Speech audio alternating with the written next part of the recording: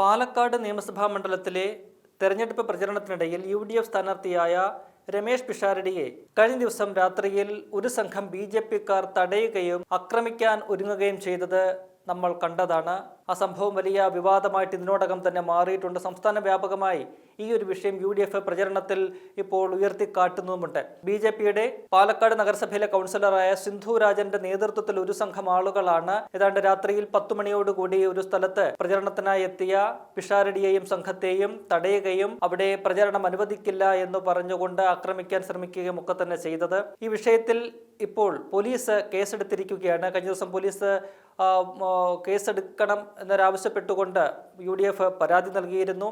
ആ വിഷയത്തിൽ ഇപ്പോൾ കൗൺസിലർ കൂടിയായിട്ടുള്ള സിന്ധുരാജിനെ ഒന്നാം പ്രതിയാക്കി കേസെടുത്തിരിക്കുകയാണ്. ഒപ്പം തന്നെ ഈ വിഷയം കൂടുതൽ ശക്തമായ നിയമ നടപടികളുമായിട്ട് മുന്നോട്ട് കൊണ്ടുപോകാനാണ് യു.ഡി.എഫ് ഇപ്പോൾ തീരുമാനിച്ചിരിക്കുന്നത്. വിഷയത്തിൽ തെരഞ്ഞെടുപ്പ് കമ്മീഷന് തന്നെ പരാതി നൽകാനാണ് യു.ഡി.എഫിൻ്റെ തീരുമാനം. ഉടൻ തന്നെ ഈ വിഷയം ചൂണ്ടിക്കാട്ടിക്കൊണ്ട് തെരഞ്ഞെടുപ്പ് കമ്മീഷന് പരാതി നൽകും. കാരണം ഒരു സ്ഥാനാർത്ഥിയുടെ അവകാശമാണ്, ജനാധിപത്യപരമായ അവകാശമാണ് വോട്ട് തേടുക എന്നത്.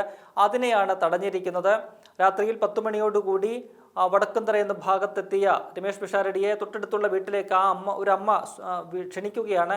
അവിടേക്ക് പോകാൻ ഒരുങ്ങിയ രമേശ് പിഷാരടിയെ സംഘത്തെയുമാണ് സിന്ധുരാജൻ തടഞ്ഞു നിർത്തി. ഇത് തങ്ങളുടെ ഏരിയയാണ്, തങ്ങൾക്ക് സ്വാധീനമുള്ള പ്രദേശമാണ്, അവിടെ പ്രചരണം നടത്താൻ വോട്ട് ചോദിക്കാൻ ആരെയും അനുവദിക്കില്ല എന്ന് പറഞ്ഞുകൊണ്ട് തടയുകയും ഒക്കെ തന്നെ ചെയ്തത്. അത് നമുക്കറിയാം, ജനാധിപത്യ രാജ്യമായ ഇന്ത്യയിൽ ഒരിടത്തും അങ്ങനെ സംഭവിക്കുന്ന കാര്യമല്ല. അത് ജനാധിപത്യത്തിന് ഭൂഷണമായിട്ടുള്ള ഒരു സംഭവമല്ല. അപ്പോൾ അത്തരത്തിലാണ് ബി.ജെ.പി ഈ കാര്യങ്ങളെയൊക്കെ തന്നെ നോക്കിക്കാണുന്നത്. തങ്ങളുടെ എന്തോ വലിയ പ്രദേശമാണ്, തങ്ങൾക്ക് സ്വാധീനമുള്ള പ്രദേശത്ത് മറ്റാരെയും തെരഞ്ഞെടുപ്പ് പ്രവർത്തനം അനുവദിക്കില്ല എന്ന് പറയുന്ന ഒരു ധാർഷ്ട്യം, ധിക്കാരം, ഒരു ഫാസിസ്റ്റ് സമീപനമാണ് ബി.ജെ.പി സ്വീകരിച്ചത്. എന്തായാലും ഈ വിഷയം ഇപ്പോൾ ബി.ജെ.പിയെ വലിയ രീതിയിൽ ആ മണ്ഡലത്തിൽ മാത്രമല്ല സംസ്ഥാന വ്യാപകമായി തന്നെ പ്രതിരോധത്തിലാക്കിയിരിക്കുകയാണ്. ഇത്തവണത്തെ നിയമസഭാ തെരഞ്ഞെടുപ്പിൽ ബി.ജെ.പി വിജയപ്രതീക്ഷ പുലർത്തുന്ന മണ്ഡലങ്ങളിലൊന്നായിട്ടാണ് പാലക്കാടിനെ കാണുന്നത്. കഴിഞ്ഞ 3 തെരഞ്ഞെടുപ്പുകൾ നോക്കിക്കഴിഞ്ഞാൽ ബി.ജെ.പി അവിടെ 2ാം സ്ഥാനത്ത് വരുന്നുണ്ട്. എന്നാൽ ദയനീയമായിട്ട് അവിടെ പരാജയപ്പെടുന്ന കാഴ്ചയാണ് നമുക്ക് കാണാൻ കഴിയുന്നത്. ഇത്തവണ ശോഭാ സുരേന്ദ്രനെ പോലെ പാർട്ടിയുടെ സംസ്ഥാന ജനറൽ സെക്രട്ടറി ആയിട്ടുള്ള ഒരു നേതാവിനെ രംഗത്തിറക്കിക്കൊണ്ട് മണ്ഡലം പിടിക്കാനുള്ള നീക്കങ്ങൾ നടത്തുന്നതിനിടയിലാണ് അവർക്ക് ഇത്തരത്തിൽ വലിയൊരു പ്രതിസന്ധി അവിടെ ഉണ്ടായിരിക്കുന്നത്.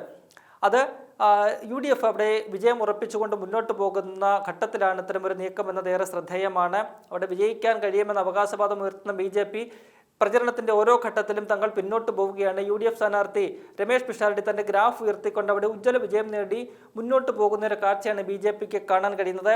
അത് തിരിച്ചറിഞ്ഞ് അതിലുള്ള ഒരു അതൃപ്തിയും ദേഷ്യവും ഒക്കെ തന്നെയാണ് ബി.ജെ.പിയുടെ ഇത്തരമുള്ള നീക്കങ്ങളിൽ നിന്ന് നമുക്ക് കാണാൻ കഴിയുന്നത്. ശോഭാ സുരേന്ദ്രന് ഈ വിഷയത്തെ ന്യായീകരിച്ചുകൊണ്ടാണ് രംഗത്തെത്തിയത്. അതും ബി.ജെ.പിക്കും ശോഭാ സുരേന്ദ്രനും അവിടെ കനത്ത തിരിച്ചടിയെ മാറുമെന്ന കാര്യത്തിൽ യാതൊരു സംശയമില്ല. ഒപ്പം തന്നെ ഇവിടെ പറഞ്ഞു കേൾക്കുന്നത് ശോഭാ സുരേന്ദ്രനോട് താല്പര്യമില്ലാത്ത അല്ലെങ്കിൽ അതൃപ്തരായിട്ടുള്ള പാർട്ടിയിലെ തന്നെ ഒരു വിഭാഗം ആളുകൾ നടത്തിയ ഗൂഢാലോചനയുടെ ഫലമാണ് ഇത്തരമൊരു സംഭവമെന്നാണ്. ശോഭാ സുരേന്ദ്രനെ മനഃപൂർവ്വം തോൽപ്പിക്കുക എന്ന ലക്ഷ്യത്തോടു കൂടി പാർട്ടിയിലെ എതിർവിഭാഗത്തിൻ്റെ ആളുകൾ ശോഭാ സുരേന്ദ്രനെ അവിടെ തകർക്കുക എന്ന ലക്ഷ്യത്തോടു കൂടി യു.ഡി.എഫ് സ്ഥാനാർത്ഥിയെ തടഞ്ഞു എന്നാണ് പാർട്ടിക്കുള്ളിൽ നിന്നും ഉയരുന്ന ഒരു ആരോപണമെന്ന് പറയുന്നത്.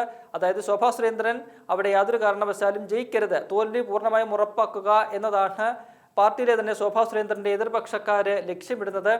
അതാണ് നമുക്ക് കാണാൻ കഴിഞ്ഞത് എന്നാണ് പാർട്ടിയിൽ ബി.ജെ.പിയിൽ നിന്നുള്ള ആളുകൾ തന്നെ ഇപ്പോൾ തുറന്നു പറയുന്നത്. എന്തായാലും ഈ വിഷയം കോൺഗ്രസ് അങ്ങനെ വെറുതെ വിടാൻ ഉദ്ദേശിക്കുന്നില്ല. ശക്തമായ നടപടികളുമായിട്ട് മുന്നോട്ട് പോകാനാണ് ഉദ്ദേശിക്കുന്നത്. ശോഭാ സുരേന്ദ്രൻ ഈ വിഷയത്തെ തള്ളിപ്പറഞ്ഞില്ല, അപലപിച്ചില്ല എന്ന് മാത്രമല്ല അതിനെ ന്യായീകരിക്കുകയും ചെയ്ത് നമ്മൾ കണ്ടു. ശോഭാ സുരേന്ദ്രൻ അതിന് മറ്റൊരു ന്യായവാദവുമായിട്ടാണ് രംഗത്തെത്തിയത്. അപ്പോൾ അതൊക്കെ തന്നെ ജനങ്ങൾ പുച്ഛിച്ചു തള്ളുമെന്ന കാര്യത്തിൽ യാതൊരു സംശയവുമില്ല. യു.ഡി.എഫിൻ്റെ വിജയത്തിൽ വിരളി പൂണ്ടിരിക്കുന്ന ബി.ജെ.പി അത് ഒരു തങ്ങളുടെ തോൽവി മനസ്സിലാക്കിക്കൊണ്ട് പരാജയം മണത്തറിഞ്ഞ ബി.ജെ.പി ജനാധിപത്യ വിരുദ്ധമായ ഫാസിസ്റ്റ് നടപടികളുമായിട്ട് മുന്നോട്ട് പോവുകയാണ്. അതിനെതിരെ ശക്തമായ നടപടി സ്വീകരിക്കണമെന്നാവശ്യപ്പെട്ടുകൊണ്ടാണ് തെരഞ്ഞെടുപ്പ് കമ്മീഷന് പരാതി നൽകിയിരിക്കുന്നത്. അതെന്തായാലും ബി.ജെ.പിയെ സംബന്ധിച്ച് വലിയ തിരിച്ചടിയാകുമെന്ന കാര്യത്തിൽ സംശയമില്ല.